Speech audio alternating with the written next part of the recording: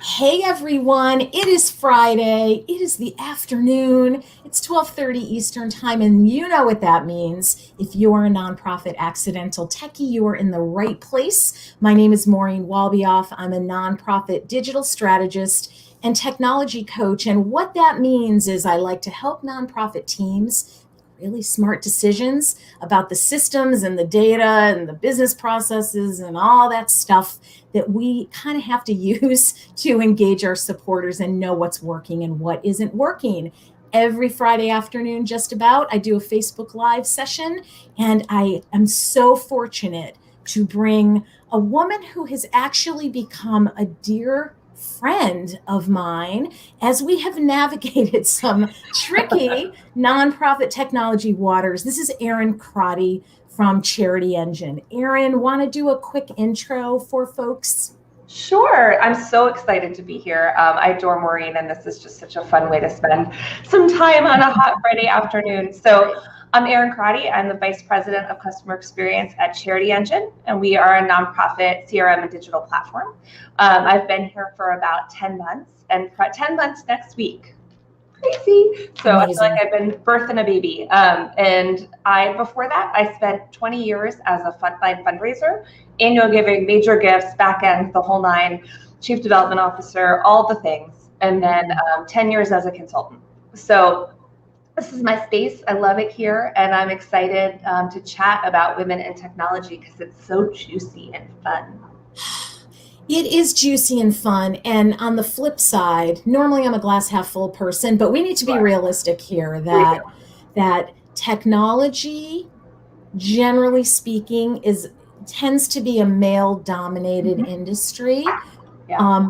When's the first time you were in a room, Erin, with all guys talking about nonprofit tech? What year might that have been?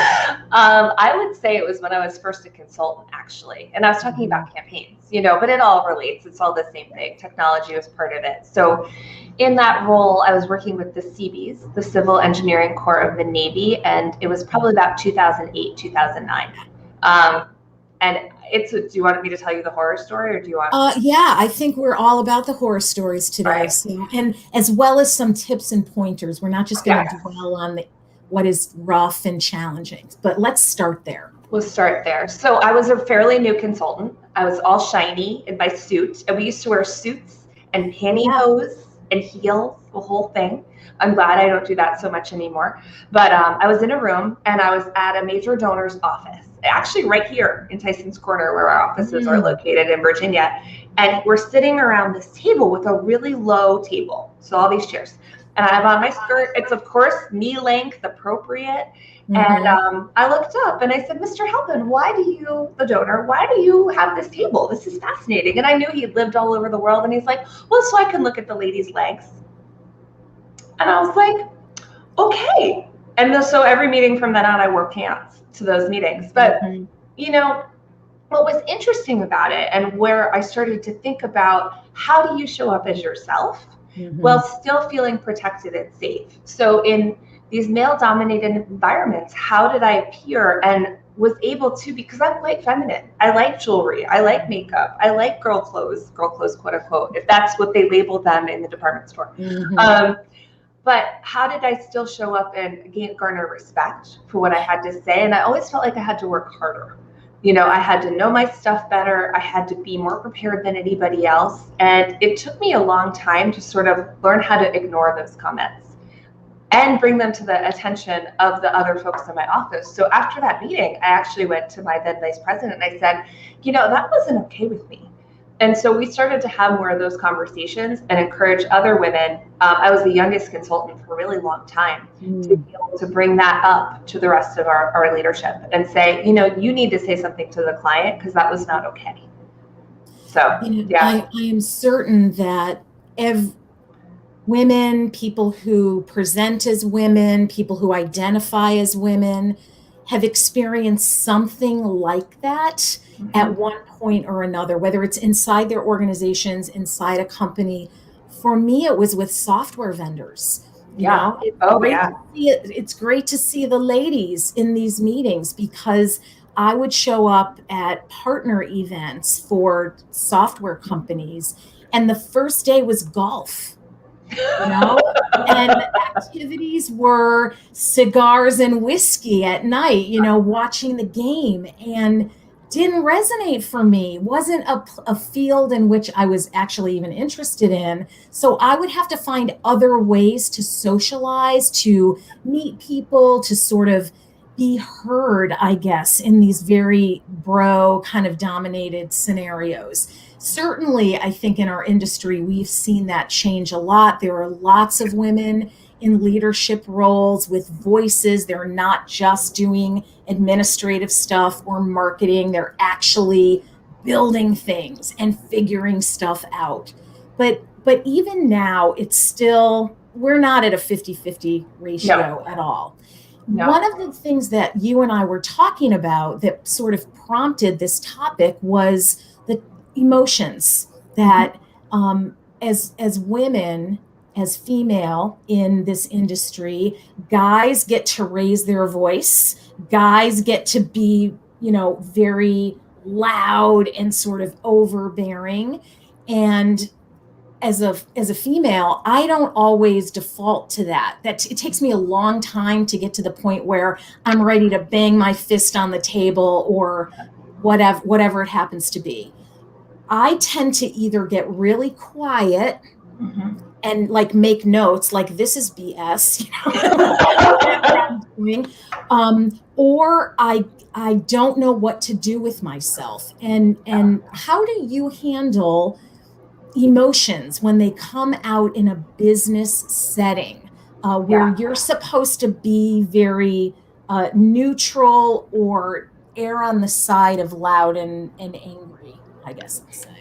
Yeah, it's so funny. So growing up, I was always really sensitive. Every report card was marked like too sensitive. And my mom she used to call me Sarah Heartburn. I don't know if anyone watching this remembers Sarah Bernhardt. She used to call me Sarah Heartburn. So my entire life, I was told I was too sensitive. And then I read Glennon Doyle talk about the inside out skid and how it was actually a superpower. So when I first sit in these meetings early in my career, and I'd be the only woman, or I'd be the youngest, which felt even like another layer on top of that. Junior, or like I used to call myself the little girl in the big chair. I felt like that a lot. Yeah. And I would kind of stiffen up and I would mimic their behavior. So I would do what they were doing. So if they would get loud, I would get loud. If they would get aggressive, I would get aggressive. And it felt so inauthentic. I had to find a different way to treat that sensitivity as sort of a superpower, because it's kind of like an aerial tune, right? Because I can tell when someone walks in a room in a second if they're in a bad mood, if something's about to happen. And I had to learn how to sort of get ahead of it and remove myself. So I had to practice, right? So I had to go in with like sort of armor. So I was always perfectly dressed. I always, I talked about liking that stuff, but I was very deliberate in how I'd show up, how prepared I was. And as I got more comfortable, some of that could start to go away. But instead of matching it, what I found myself doing today, because I'm the only woman on our leadership team here at CharityEngine, although our development team is all women, and my whole customer experience team, we have 2 men and 8 women. So we are definitely trending in that direction. So it's not just in our marketing team, and it's not just on that side. I found that I had to really think about how to bring my superpower to the forefront of conversations and watch and be able to match it. So when they would get really loud, I would stay just as intense, and I would just talk like this. I think motherhood probably helped too. I have a son. And so you would have to sort of adapt. Like when my kid was going crazy, I would lower my voice, because I realized that's just how they talked. And if I could accept them as, I'm a big believer in the assumption of positive intent. Everybody is doing the best they can at any given time. So if that's true, and I can see that, then I can show up as myself with my best positive intent. And it sort of changes the frame of the conversation. And it's really interesting. So I've started to practice it when I'm in a room with all men, or on a client call where it's a male-dominated organization, or even sometimes we are very passionate about what we do here. And so our leadership team gets quite passionate. And I'll listen, and then I'll speak my truth and I'll say the thing, but I don't shrink anymore. I used to shrink because I was so embarrassed by it. Mm-hmm. And like I'm having feelings about this. Yeah. And why are those bad?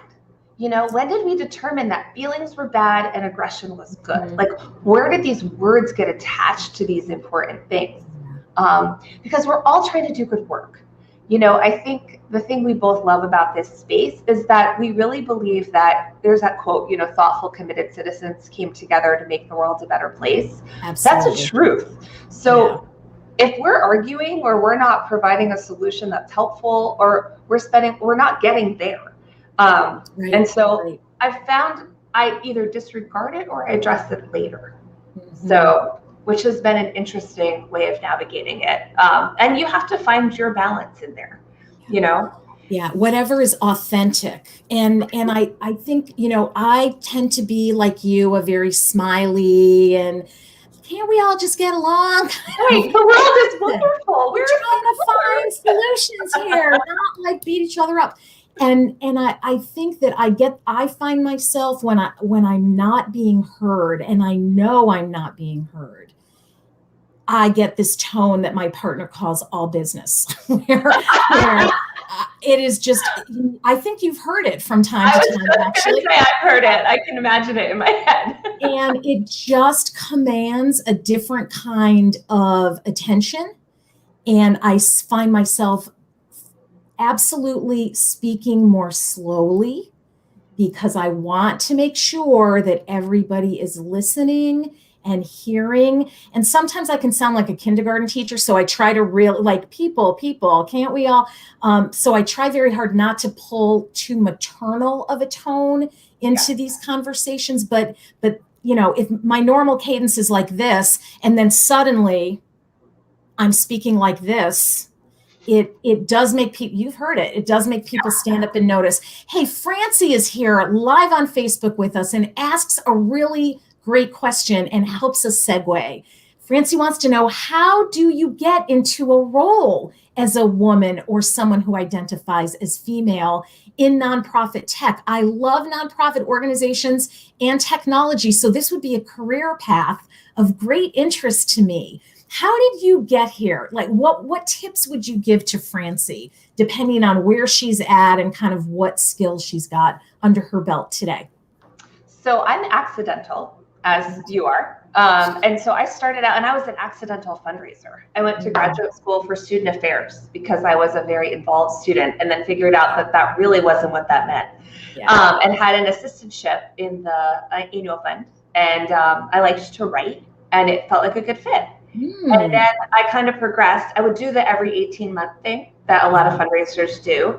And I was at an independent school, and I figured out that major gifts really wasn't my jam, but they were going to move me over to the annual fund. And I had to use this new thing called Razor's Edge that I didn't understand. And so I sent myself to training because I was like, I can't oversee a department of 5 people that I don't get. I don't want them telling me this is hard if it's not. And so I had to learn it. And I think it started out as this just curiosity. And then it became this thing that I had, this ability to be a fundraiser and get fundraising, and also know how to get to data that nobody else had. And I was like, oh, that's kind of cool. So I kept being curious, and I kept elevating it. So I read a lot. I would take on any project. I remember one CEO saying to me at a consulting firm, Erin, can you go learn that Facebook thing and teach the company? Okay. So I never said it's not my job or parse that out or send it to someone else. I just would be curious. So I wanted my reports a certain way. I'm going to go figure it out. And you know, that curiosity of saying this is important was important to me. Finding other people who could help me think that way was also important. So I made a lot of connections. Every conference, any partner who would have me. And then I just watched for opportunities, right? So in consulting, I had a kiddo and I didn't want to travel. And so I said, hey, I'm the only one who knows these tools. What if you made me the vice president of analytics? And they were like, oh, you are the only one who knows these tools. And so I took them on. So I think it was recognizing that I had this propensity that a lot of people didn't, and figuring out how to leverage that to keep working when I needed to stay home. And then it was so helpful. Like it was actually mattering to anybody can run a capital campaign who's worth their salt in consulting. Right. Not everybody can run a capital campaign and help you think about the data behind it. And so it became like my differentiating skill set.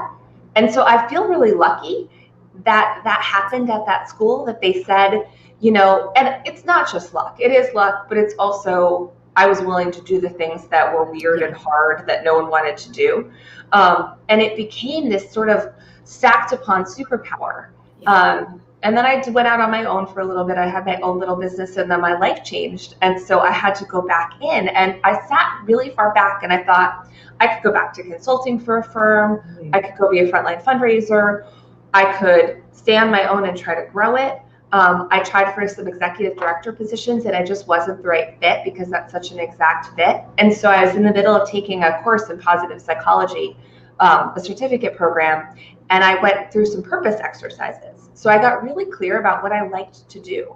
And what I liked to do was be in charge, because I'm very bossy and I have great ideas, and I know that, which I wouldn't have said. I'll tell you, 5 years ago, those words would not have come out of my mouth. That took a lot of practice to realize that I was just as good as the other people in the room, and I deserved to be there. Because when you shrink, I found I started to dismiss what I was saying.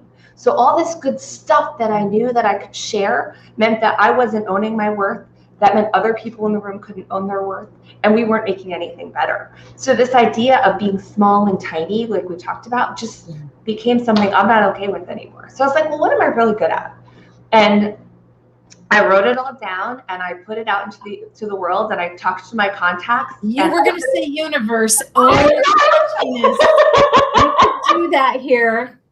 I didn't want to embarrass myself. That's a whole other side. Anyone want to come to Reiki with me later? Yeah. So, yeah. Anyway, so I did. And this job I found on LinkedIn. And I made the connections. And I think it was two things. It was that curiosity, growth, being comfortable, becoming comfortable in my skin, and becoming proud of what I knew. And then I love people. And so talking to anybody who would talk to me. So it turned out that the VP of marketing here and I had about 75 contacts that overlapped. And so it ended up being the right fit. And I think the other thing about growing into leadership is that there is less of a pool, right? So when I was an initial annual fund director, there were 75 jobs for me at any given moment, give or take. There are less because you have culture fit, you have skills that they need, and they're looking for something more specific. So I think being honest with yourself about those niggles, like those little voices, what do I know? Listening to them and saying, that's interesting. Trusting what the woo-woo people would call intuition, I think is part of it too. Well, you said something a minute ago that I think is really important, and it's the advice that I would give to Francie and anyone else who's watching who is like, I could do this. Like, I'm called here, is find the stuff that nobody wants to do. Find those things that are gaps or everybody's complaining about, and do a little bit of self-directed learning. You don't need to get a certification. You don't need to get a batch or a master's degree in anything. You just need to be 2 steps ahead of the people on your team. That's literally it. So you could walk in to a marketing and communications role. You could walk into a fundraising or an advocacy-based role or an operational role. Your job doesn't have to sit, and often won't, in a tech team or an IT department, because most organizations don't have those. And the kinds of tech that Erin and I are talking about are usually not the things that an IT team is going to deal with anyway.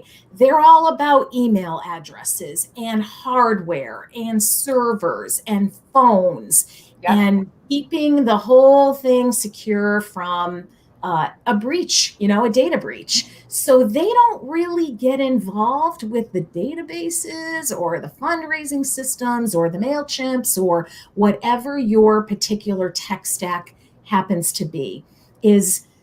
Don't worry about what letters are after your name, as long as you know enough to solve a problem or fill a gap. Suddenly, and this is what happened to me, I started about 10 years before you did, just as computers and email and websites were sort of showing up for all of us in the early 2000s. And we elbowed people out of the way a little bit. Oh, this old website is crappy. It really is just for our education team. Let's make it for the whole organization. And we kind of taught ourselves how to do it secretly, and like would publish the worst homepage in the world and would immediately take it down because we didn't really know what we were doing. And I found that I got invited to really good meetings. You know who knows about this stuff? Maureen does. Let's have her come to leadership team and teach us all about X, Y, or Z. So I think if you're either inside an organization trying to figure out how to pivot or take on more tech responsibilities, or you're outside the nonprofit industry with some tech skills, what I'd say is find a door. Find any door and start to insert yourself and your knowledge in small ways. People don't want to have to learn it. They don't have the time, or maybe they don't even have the personal interest like Erin and I happen to have. We think this stuff is cool, and we think it can help us make the world a better place and help nonprofit staff have jobs that they don't hate, if they're using the right systems. So, man, we've got like 9 minutes or so left.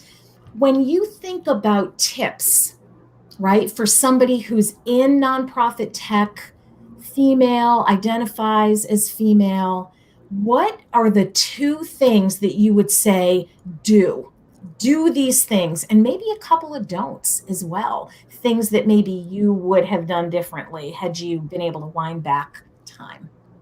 Yeah, I'd say for the do, trust that you know this stuff. Walk in confident and believe it. Women, there's some statistic like women won't apply for a job unless they have like 80 or 90 the skills, all the skills, and men will and I just hired 3 people, so I can tell you that's true. That men will apply when they know 40%, 30%, nothing. And I think we are taught to be quiet. Don't be quiet. And there's a difference between being quiet and being so loud that you're taking up all the air in the room.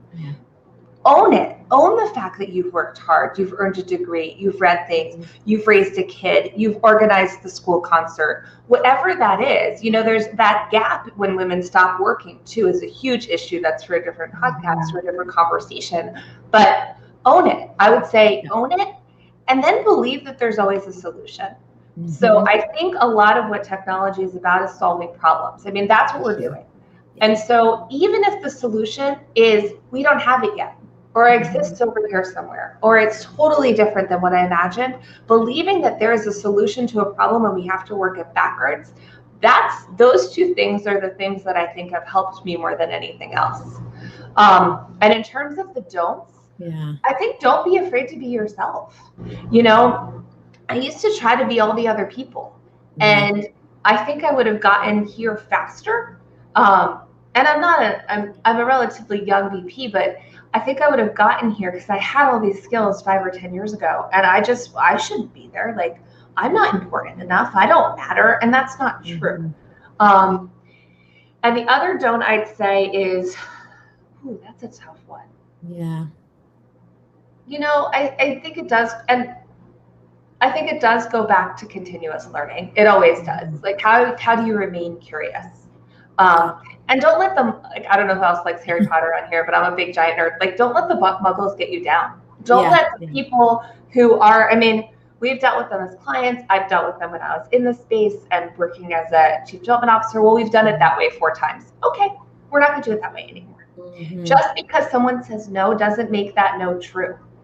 Right? Just because they say it doesn't work, that doesn't mean it doesn't work. It didn't work that way. And I think that, I always learn a bunch when we talk, and there's 6 things that you've just said that are kind of resonating with me right now. But the do, I've got kind of a combo do and don't to add, which is don't be afraid to use your other gifts and talents. Bring that to the table too. I use my intuition, my emotional intelligence, all my personality. I have that stuff. And we've all worked with men and women who don't have it.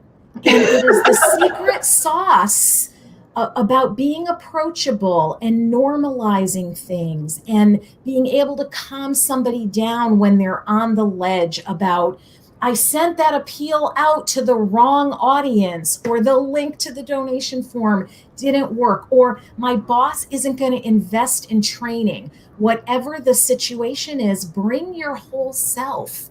You will build trusting relationships, and from there you and your career can take off like a rocket ship. It is not an urban myth that the people that you know and how they see you and view you, how much they trust you, serves you throughout your entire lifetime. That's the only reason I felt like I could launch into a solo consultancy after being, running an agency with business partners for 10 years, was I had a network of people who knew the real me and were going to be able to connect me to potential clients. And that has certainly been how it worked out.